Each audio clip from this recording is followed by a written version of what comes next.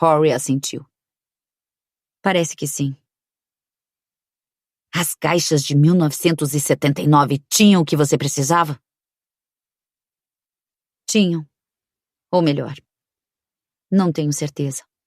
Ainda não terminei de vê-las.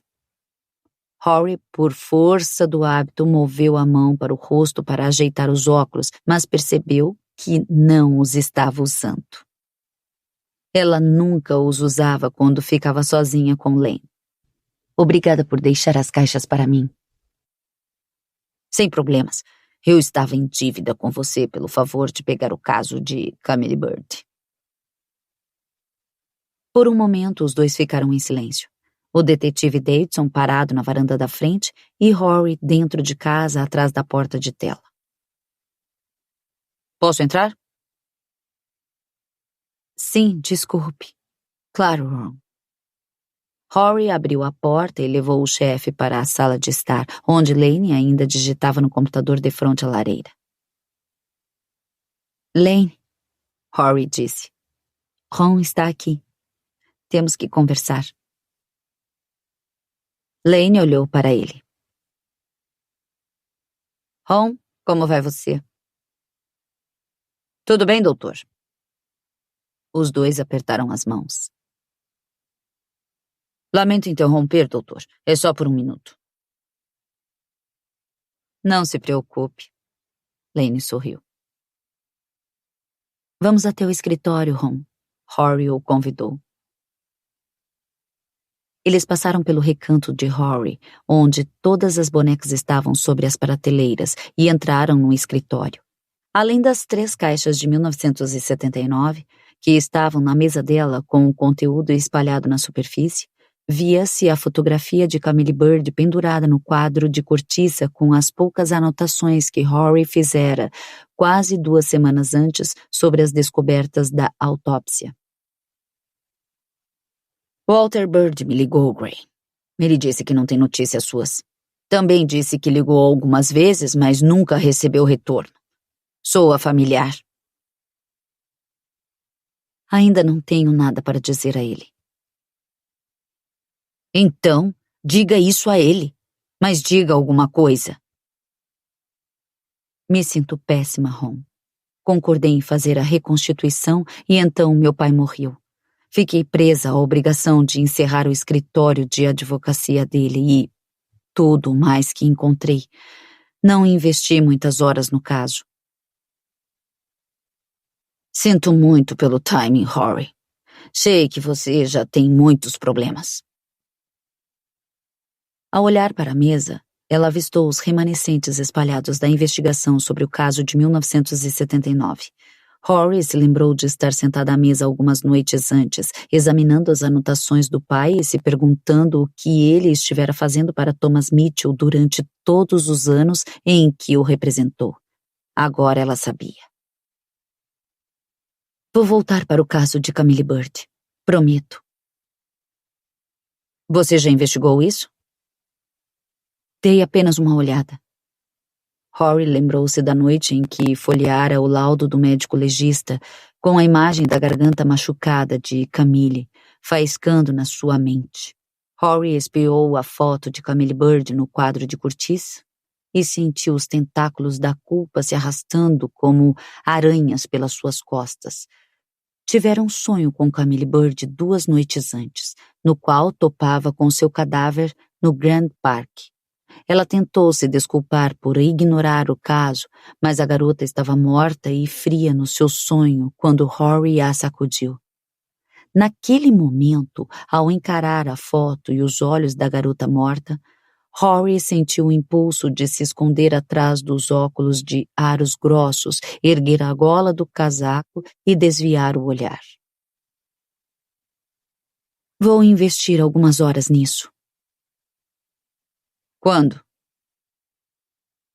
Logo, eu prometo. O celular tocou no bolso de trás da sua calça. Rory ergueu um dedo. Desculpe. Ela pegou o aparelho e checou o número.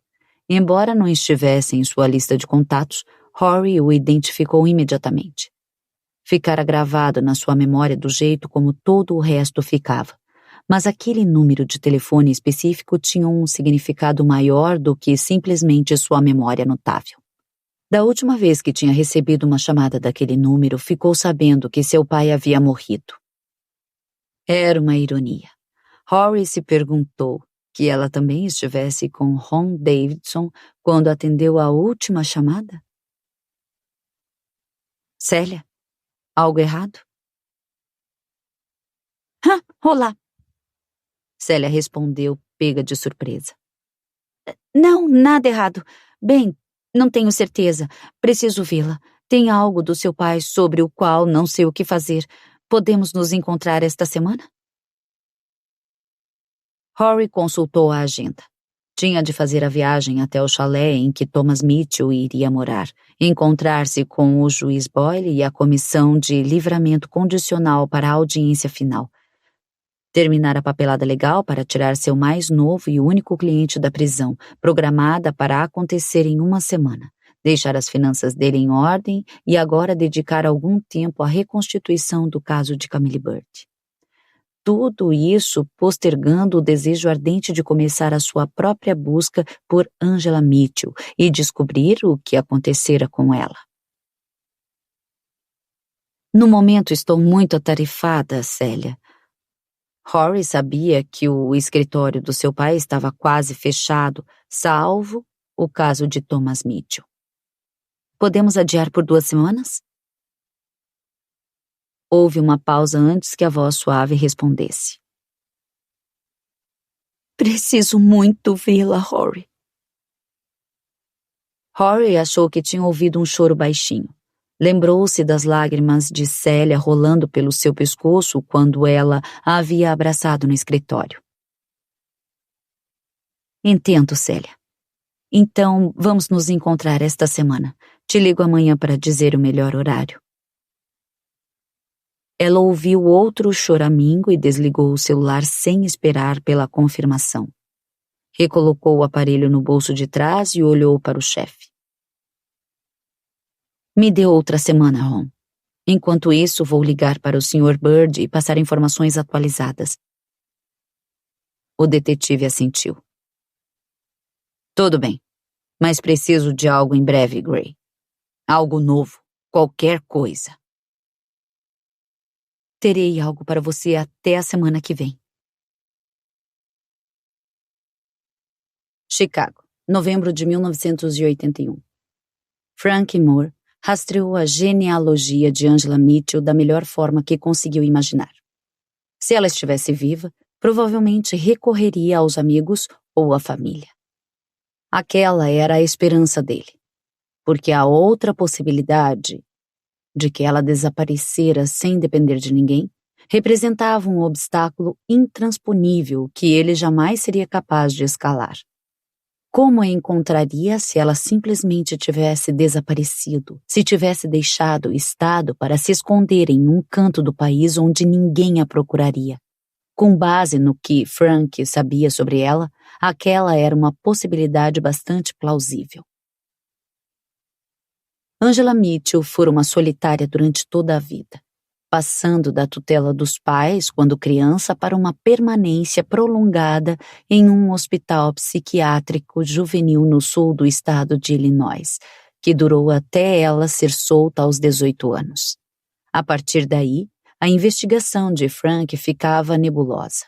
Os pais dela se mantiveram fora do jogo desde o dia em que ela chegou à maioridade. E a viagem de Frank até St. Louis para visitá-los fora inútil. Os pais de Angela Mitchell não viam nem ouviam falar da filha desde anos antes do desaparecimento. Nem sequer sabiam do seu casamento. A próxima vez que ela apareceu na linha do tempo incompleta de Frank foi quando Angela conheceu Thomas Mitchell em Chicago. Teve um namoro curto e se casou. Ela não tinha amigas próximas além de uma mulher chamada Catherine Blackwell, a esposa do ex-sócio de Thomas. A ida de Frank até a residência dos Blackwell fora mal sucedida, um pouco estranha, e, no final das contas, uma perda de tempo e energia. Por meio de informações arquivadas que havia encontrado na biblioteca e alguns nomes fornecidos pelos pais de Angela, Frank fez uma lista de parentes distantes para visitar. Eram primos, tios, primos dos pais e outras pessoas mais distantes que, uma vez ou outra, fizeram parte da vida de Angela antes de ela conhecer Thomas Mitchell. Nos últimos 3 meses, Frank procurara qualquer indício de que a mulher do seu cliente ainda estivesse viva, como Thomas Mitchell afirmava categoricamente. Como um advogado júnior de 28 anos, Frank estava ansioso para demonstrar sua capacidade no Garrison Ford. Assim, preenchia seus dias elaborando pesquisas e peças processuais. Ocasionalmente, aparecia no tribunal para ajudar o parceiro a quem era designado. Passava as noites caçando uma mulher que provavelmente estava morta e enterrada. Recém-casado com uma enfermeira que trabalhava no turno da tarde no hospital, ele tinha tempo para investigar. Estava feliz sendo pago para caçar um fantasma. Mas, Deus Todo-Poderoso, ele só podia imaginar o que aconteceria se viesse mesmo a encontrá-la. Seu cliente seria solto, a condenação anulada e seu estoque de ações no Garrison Ford cresceria num piscar de olhos. Talvez ele se tornasse sócio do escritório antes dos 40. A última pista estava escrita em um pedaço de papel, um nome e um endereço, e colocada com fita adesiva no painel do seu carro. A estrada rural situada a 1h30 ao oeste da cidade estava vazia.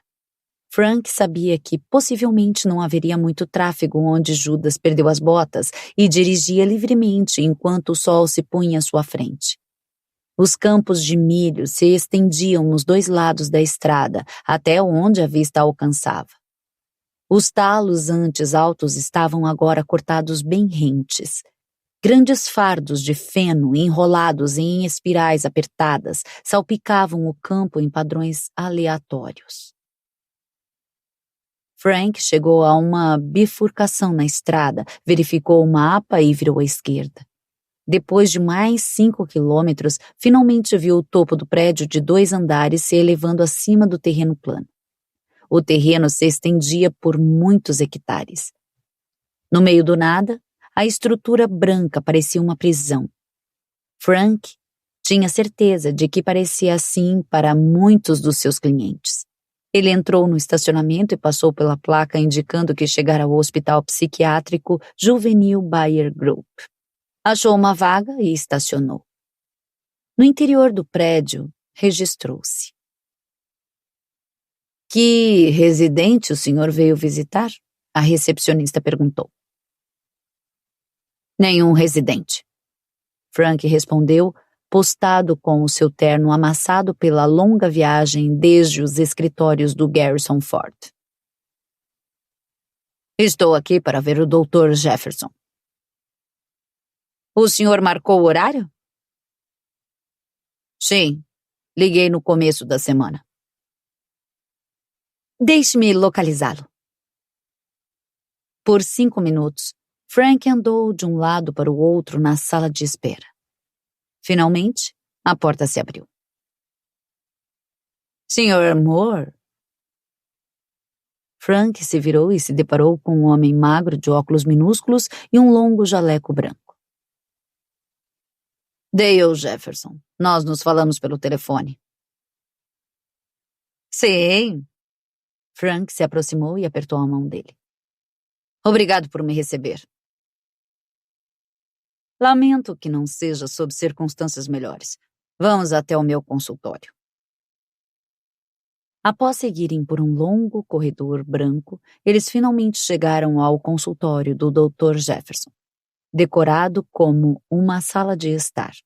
Um sofá, uma mesa de centro e 2 cadeiras. Uma parede com prateleiras embutidas continha vários livros.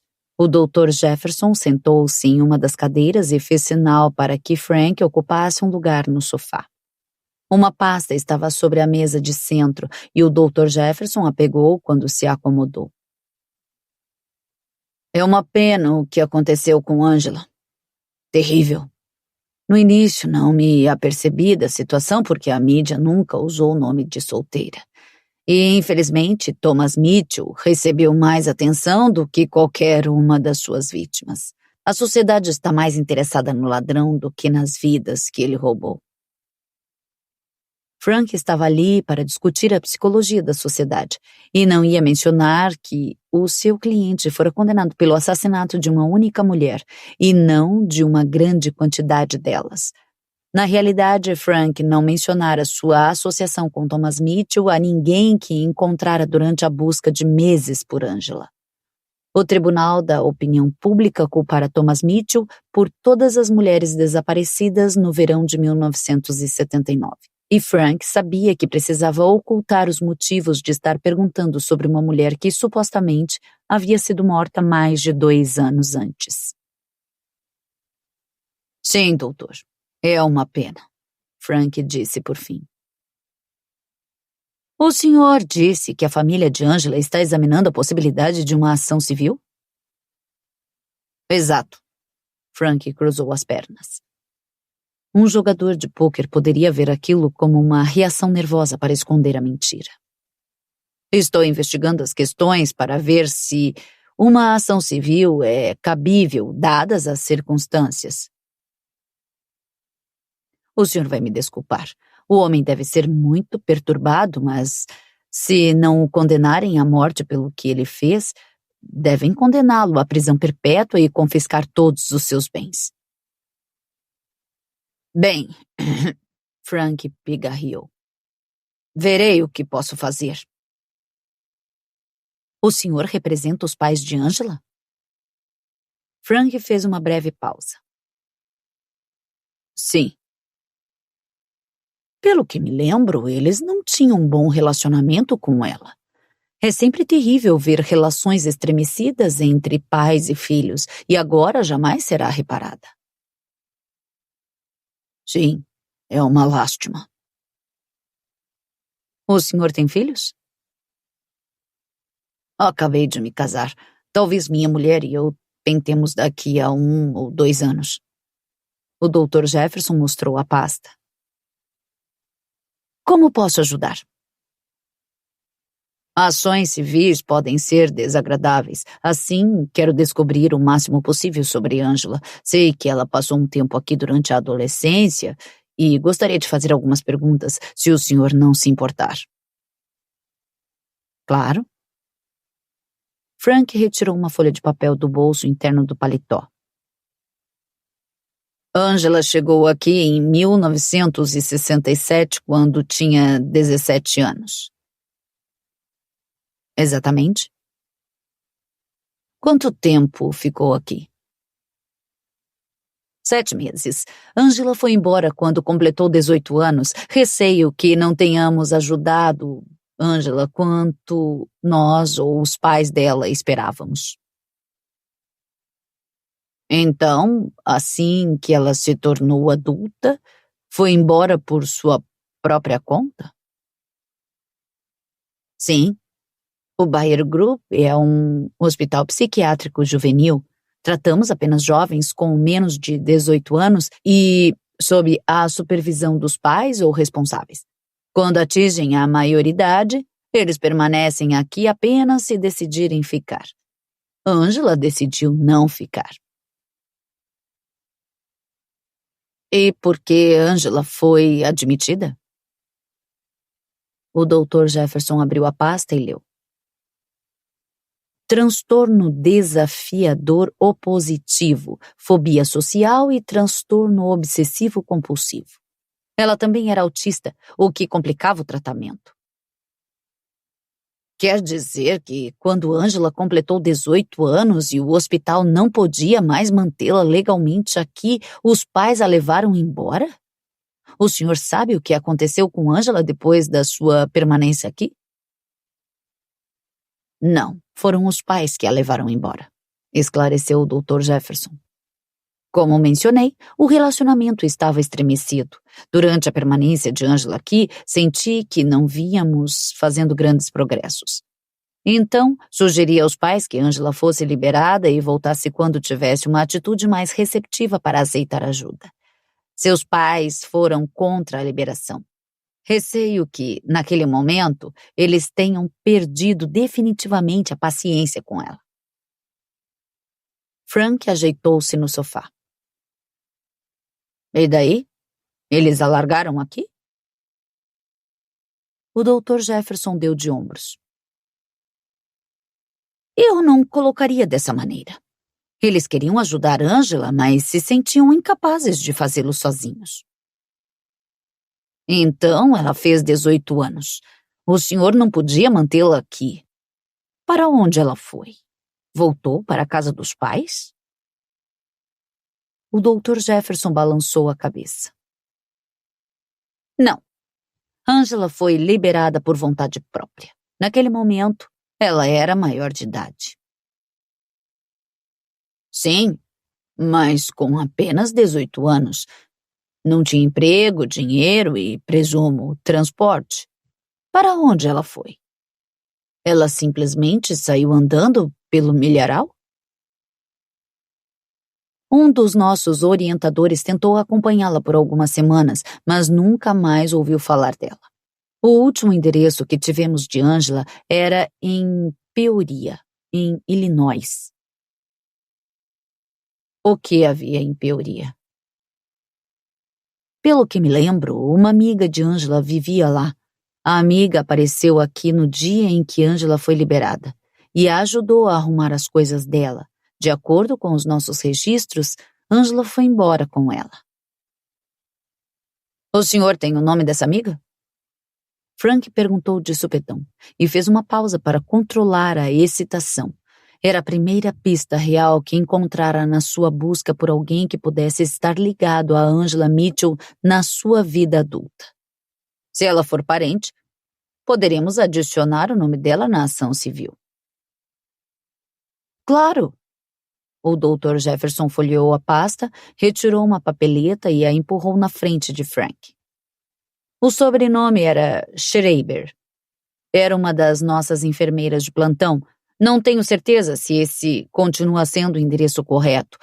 É de muitos anos atrás. Parte 23. Chicago, 29 de outubro de 2019. A boneca de porcelana repousava sobre o assento do passageiro. Rory se dirigia para o sul, saindo da cidade.